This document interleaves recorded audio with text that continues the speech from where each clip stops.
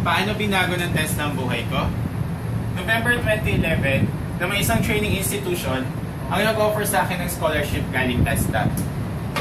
Dahil passion ko ang magluto at pangarap ko mag-isang chef, kumuha ako ng kursong commercial cooking. Natapos ang training at graduate ako at sa hindi inaasahan, naging outstanding student ako ng batch namin. After a month, pinasok ko ang mundo ng pagtuturo. Kumuha ko ng trainer's methodology level 1. Ang sarap lang kasi sa pakiramdam na in return sa blessing na binigay sa iyo ng TESDA, na ibahagi mo sa ibang tao at sa ibang scholars ang mga natutunan mo sa training na ito.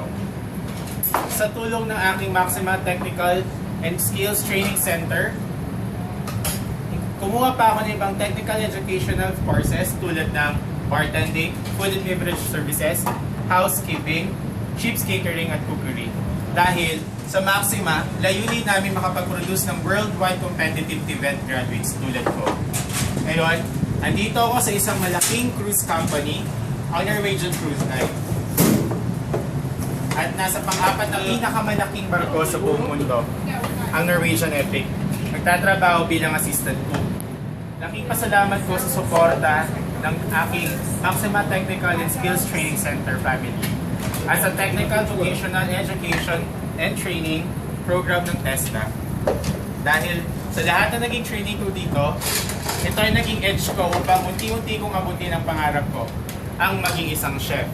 Ako nga po pala si Proctuso Macapagal Cruz II. Sa TESDA, sumaya ang buhay ko. Buhay nyo, sasaya rin sa TESDA. Ako si Frank, isang Maximanian. Tatak, TESDA.